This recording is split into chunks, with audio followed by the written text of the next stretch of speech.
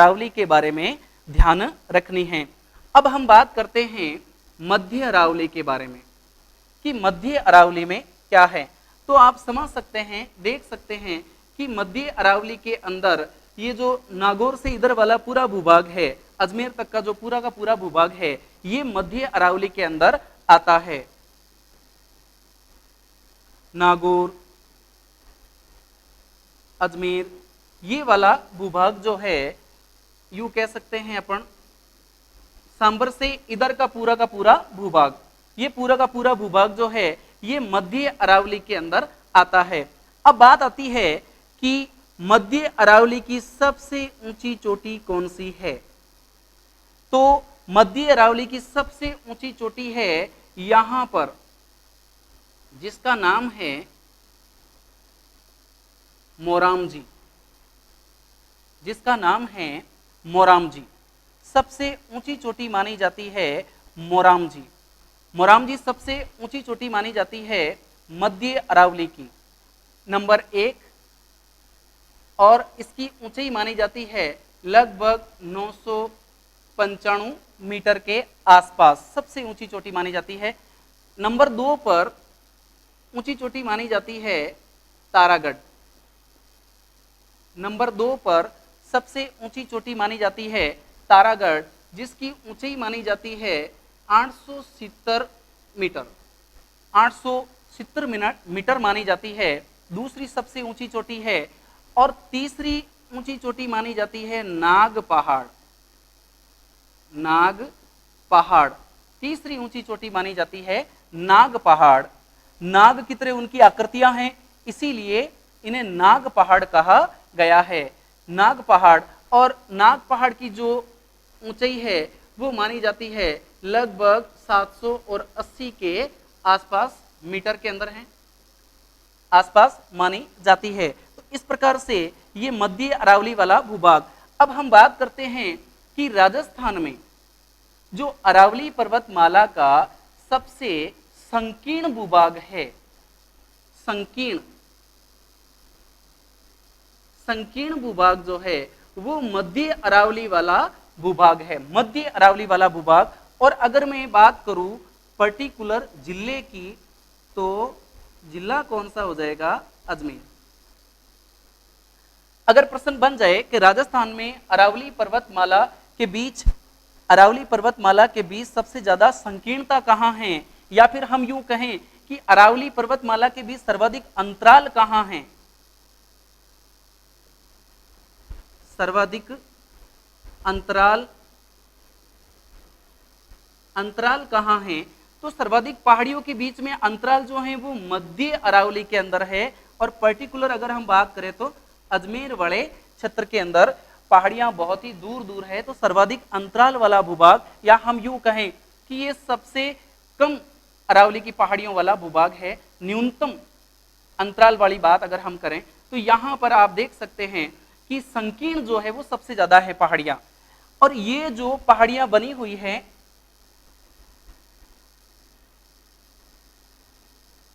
संगमरमर,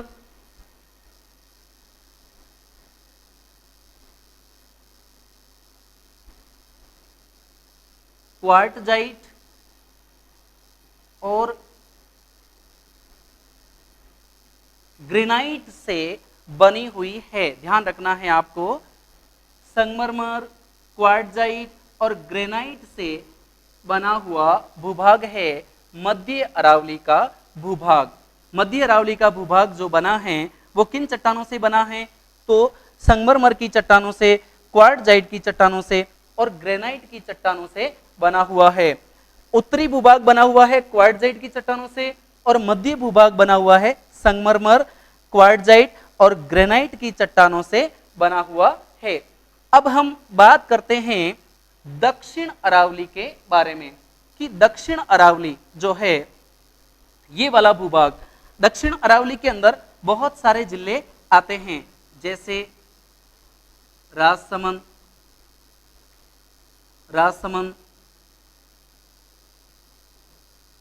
उदयपुर, सिरोही, डूंगरपुर, ये वाला जो पूरा का पूरा जो भूभाग है ये सारा का सारा किस में आ जाता है, दक्षिण अरावली में आ जाता है। अब अगर बात करें कि जैसे यहाँ पर संगमरमर, क्वार्टजाइट, ग्रेनाइट इनसे बना हुआ भूभाग है, तो दक्षिण भूभाग किससे बना हुआ है, तो दक्षिण का भूभाग बना है ग्रेनाइट की चट्टानों से। ग्रेनाइट की चट्टानों से बना हुआ दक्षिण का भूभाग, यहां पर यह समझने वाली बात है। अब सवाल आता है कि अरावली पर्वतमाला का सर्वाधिक विस्तार कहां है, सर्वाधिक विस्तार कहां है, तो याद रहे सर्वाधिक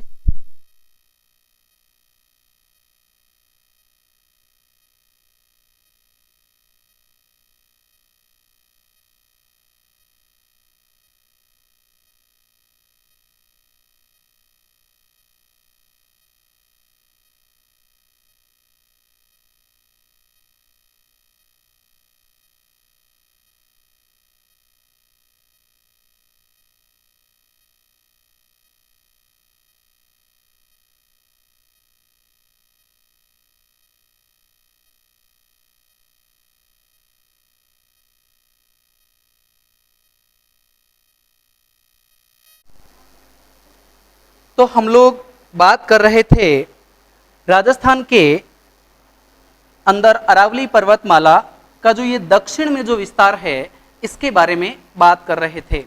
एक चीज आपको और ध्यान रखनी है, मैंने उसमें डाटा नहीं लिखा था वहां पर, यहां देखिए ये जो उत्तरी अरावली है इसकी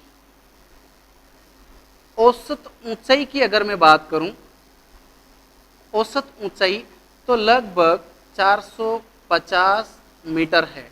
उत्तरी अरावली की औसत ऊंचाई 450 मीटर है।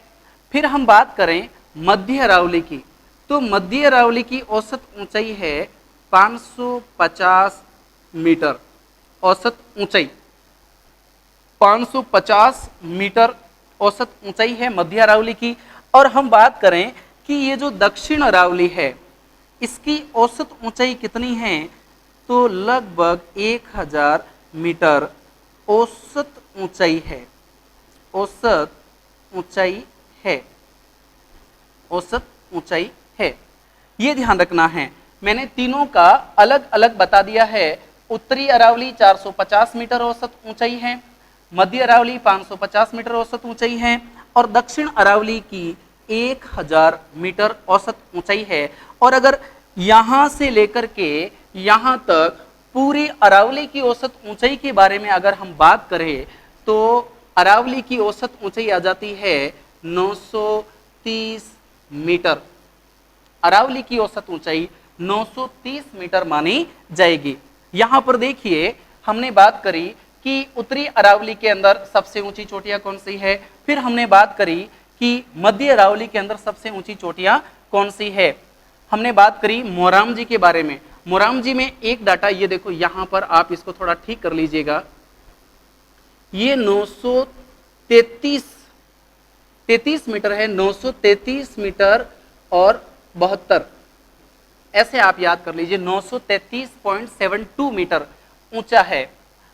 तारागढ़ 870 मीटर ऊंचा है और नाग पहाड़ जो है वो कई किताबों में 780 बता रखा है, कई के अंदर बता रखा है 795 मीटर, 795 मीटर नाग पहाड़।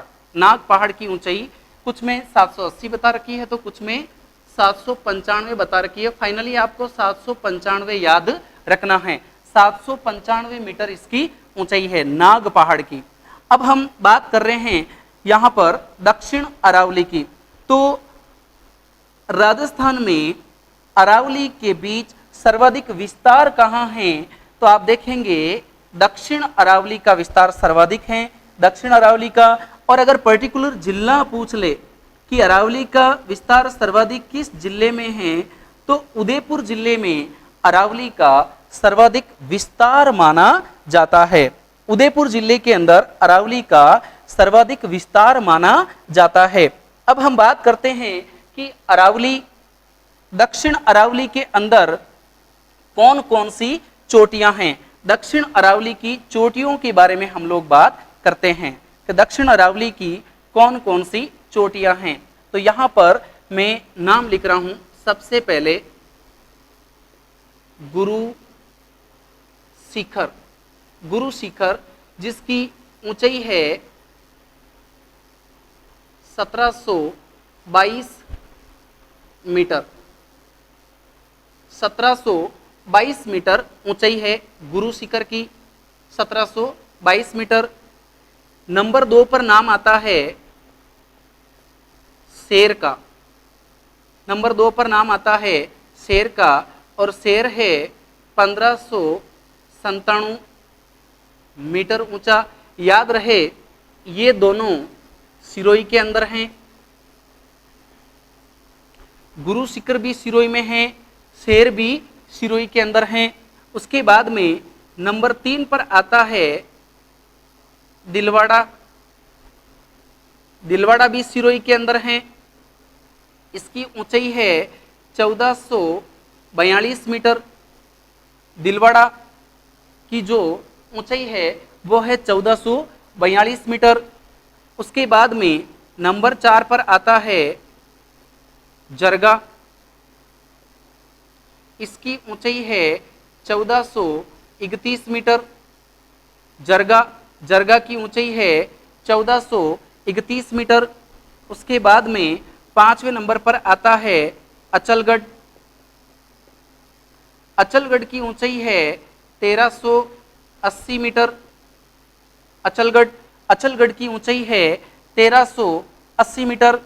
उसके बाद में अगला नाम आता है ऋषिकेश,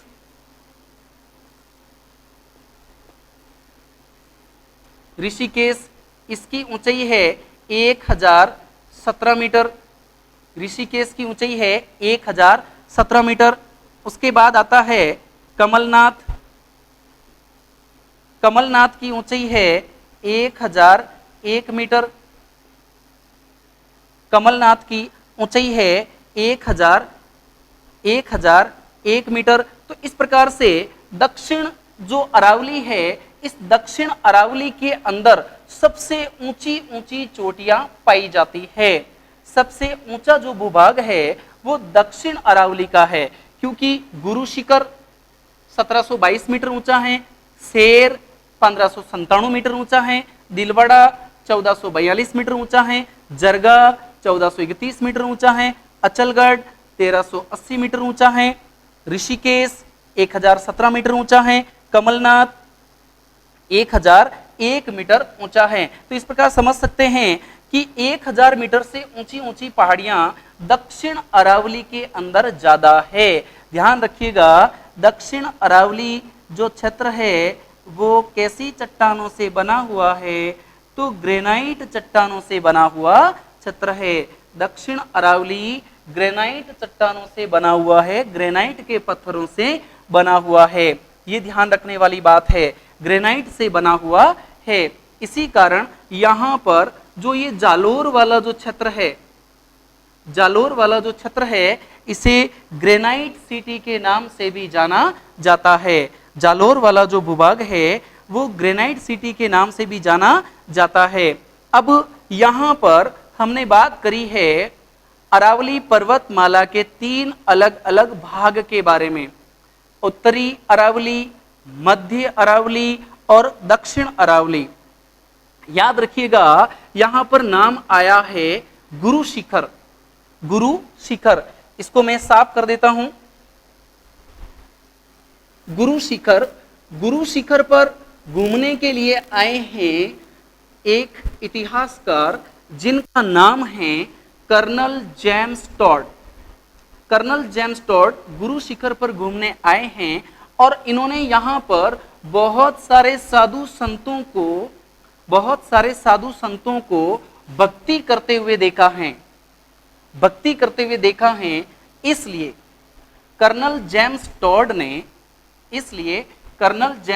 ने इस गुरु शिखर को संतों का शिखर कहा है, संतों का शिखर, संतों का शिखर कहा है गुरु शिखर को, गुरु शिखर को किसने कहा है? कर्नल जेम्स टॉड ने कहा है, गुरु शिखर को, है ना। गुरु शिखर की अभी हमने बात करी कि जो ऊंचाई है वो है 1722 मीटर। कई बुक्स के अंदर 1727 मीटर भी बता रखी है, 1727 मीटर भी बता रखी है। याद रहे इस 1722 मीटर के ऊपर एक दत्तात्रेय जो ऋषि है, दत्तात्रेय ऋषि, उनका मंदिर बना हुआ है जिसकी ऊंचाई लगभग 5 मीटर है, 5 मीटर है। और जब इस 1722 के अंदर 5 जोड़ देते हैं तो टोटल योग हो जाता है 1727। तो इस प्रकार से कई बार 1727 मीटर ऊंचाई मिलती है, कई बार 1722। तो गुरु शिखर की ऊंचाई तो 1722 ही है, अगर दत्तात्रेय ऋषि के मंदिर को भी जोड़ लिया जाए तो इसकी ऊंचाई हो जाती है लगभग 1727 मीटर। अब हम बात करते हैं कि ये जो माउंट आबू है, माउंट आबू, इस माउंट आबू वाले भूभाग के अंदर बहुत सारे हिंदू देवी देवताओं के मंदिर बने हुए हैं, बहुत सारे हिंदू देवी देवताओं के मंदिर बने हुए हैं। इसीलिए कर्नल जेम्स टॉड ने इस माउंट आबू को हिंदू ओलंपस के नाम से पुकारा है, हिंदू ओलंपस, हिंदू ओलंपस के नाम से पुकारा है माउंट आबू को। किस व्यक्ति ने पुकारा है? कर्नल जेम्स टॉड ने इसको यह नाम दिया है, हिंदू ओलंपस नाम, क्योंकि यहाँ पर हिंदू देवी देवताओं के बहुत सारे देवालय हैं, बहुत सारे मंदिर बने हुए हैं, इसलिए इसे कहा गया है हिंदू ओलंपस, हिंदू ओलंपस की संज्ञा दी गई है। अब हम बात कर रहे हैं अरावली पर्वतमाला के बारे में। जैसा कि मैंने थोड़ी देर पहले आपको बताया है कि अरावली पर्वतमाला को हमने 3 अलग अलग भागों में पढ़ा है, उत्तरी अरावली, मध्य अरावली और दक्षिण अरावली वाला भूभाग, 1, 2, 3। इसकी औसत ऊंचाई हमने पढ़ी 450 मीटर, इसकी औसत ऊंचाई पड़ी 550 मीटर और इसकी पड़ी हमने 1000 मीटर। और अगर अरावली की मैं बात करूं, अरावली की औसत ऊंचाई, अरावली की औसत ऊंचाई की मैं बात करूं तो वो है लगभग 930 मीटर, 930 मीटर मानी जाती है। अरावली क्षेत्र के अंदर जो वर्षा होती है, अरावली क्षेत्र के अंदर जो वर्षा होती है उसे हम अलग अलग 2 भागों में बांट सकते हैं। जैसे ये उत्तरी वाला क्षेत्र और ये दक्षिण वाला क्षेत्र। तो उत्तरी अरावली वाले क्षेत्र के अंदर जो बारिश होती है वो लगभग होती है 40 सेंटीमीटर से 80 सेंटीमीटर के बीच, और दक्षिणी अरावली के अंदर जो वर्षा होती है वो होती है 100 सेंटीमीटर से लेकर के 150 सेंटीमीटर तक, 150 सेंटीमीटर तक। लेकिन अगर अरावली के अंदर औसत वर्षा की अपन बात करें कि औसत वर्षा कितनी होती है, तो औसत वर्षा जो है लगभग 50 सेंटीमीटर से 90 सेंटीमीटर वाला क्षेत्र माना जाता है अरावली। याद रखिए अरावली को भारत की महान जल विभाजक रेखा कहा जाता है, भारत की महान जल विभाजक रेखा, जल विभाजक रेखा माना जाता है अरावली को माना जाता है। महान जल विभाजक रेखा अरावली को माना जाता है। अब हम बात करते हैं, हिमालय के अंदर सबसे ऊंची चोटी है माउंट एवरेस्ट। हिमालय के अंदर सबसे ऊंची चोटी है माउंट एवरेस्ट, और ये हो गया हिमालय, और ये सबसे ऊंची चोटी हो गई माउंट एवरेस्ट। और दक्षिण भारत के अंदर है नीलगिरी।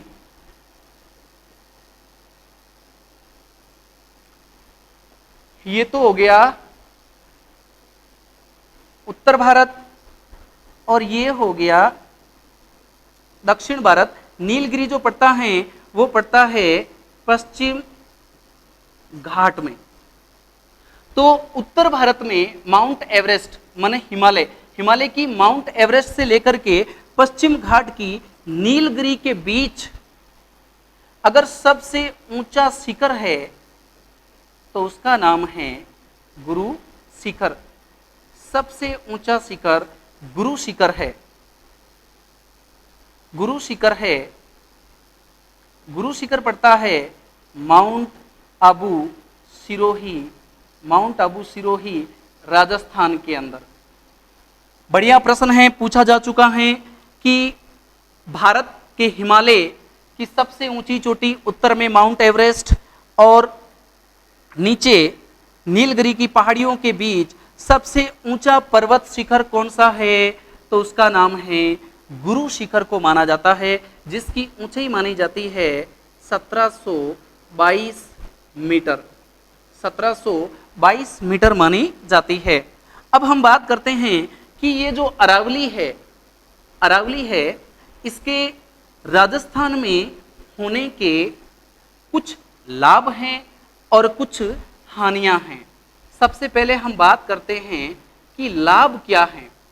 अरावली पर्वतमाला के लाभ क्या हैं। तो पहला लाभ की अगर मैं बात करूं तो खनिज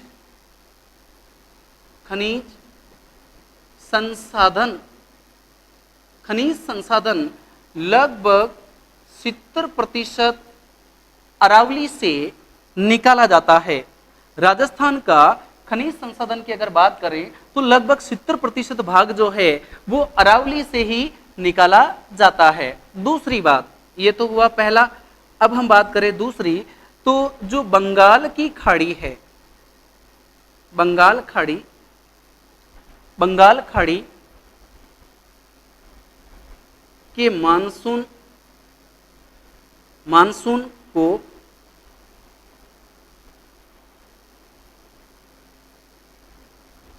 पूर्वी राजस्थान में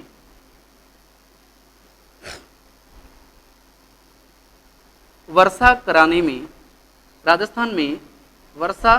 कराने में सहायक हैं। अरावली, जैसे ये हो गया अरावली। इस अरावली के पश्चिम में 13 जिले हैं और अरावली के पूर्व में 20 जिले हैं। तो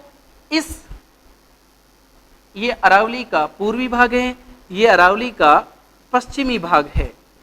तो यहाँ से जो बंगाल की खाड़ी से जो बारिश आती है, ये ऊंचाई के कारण पूरी बारिश जो है वो यहाँ हो जाती है। तो अरावली पर्वतमाला का पहला लाभ है खनिज संसाधन। लगभग 70% खनिज संसाधन अरावली से निकाला जाता है।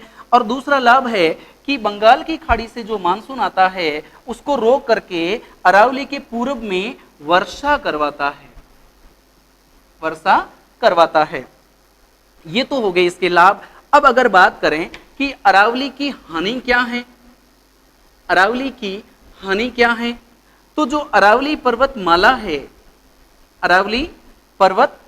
है, जैसे इस प्रकार से अरावली पर्वतमाला है, ये राजस्थान का पश्चिमी भाग है, ये राजस्थान का पूर्वी भाग है। अब आप देखिए दक्षिण पश्चिम जो मानसून आता है, दक्षिण पश्चिम जो मानसून आता है वो अरावली के समानांतर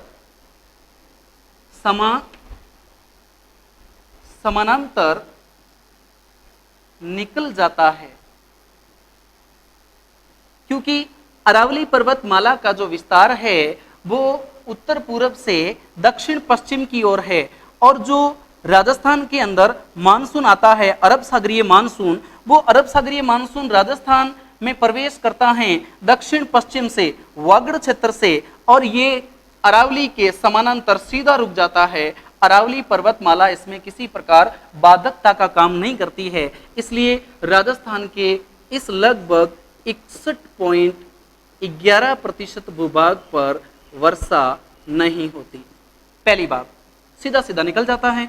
दूसरी बात, जो बंगाल की खाड़ी शाखा से मानसून आता है, बंगाल की खाड़ी शाखा से मानसून आता है इधर, वो इस अरावली पर्वतमाला से टक्कर खा करके इधर पूर्व में वर्षा करता है, अरावली के पश्चिम में वृष्टि छाया क्षेत्र बन जाता है, वृष्टि छाया क्षेत्र बन जाता है, इसलिए यहाँ पर वृष्टि छाया क्षेत्र बन जाता है, इसलिए बंगाल की खाड़ी शाखा की जो बारिश है वो अरावली के पश्चिम में न के बराबर होती है, इसलिए राजस्थान का 61.11% भूभाग जो है वो लगभग 50 सेंटीमीटर वर्षा से भी कम वर्षा वाला भूभाग हो जाता है। इसी कारण से यहाँ पर राजस्थान के सुदूर पश्चिम के अंदर एक स्थान है जिसका नाम है सम। इस सम नामक स्थान पर बिल्कुल वर्षा नहीं होती है, या 8 सेंटीमीटर से भी कम वर्षा होती है सम जैसलमेर के अंदर, सम जैसलमेर के अंदर। इसलिए इस सम को वनस्पति रहित क्षेत्र भी माना जाता है। तो मित्रों, इस प्रकार से हमने बात की है अरावली पर्वतमाला के बारे में कि अरावली पर्वतमाला का विस्तार जो है वो किस प्रकार से है, कितने भागों में है, और अंतरिम रूप से हमने पढ़ा कि अरावली से राजस्थान में क्या लाभ है और क्या हानियां हैं। बहुत बहुत धन्यवाद। नमस्कार।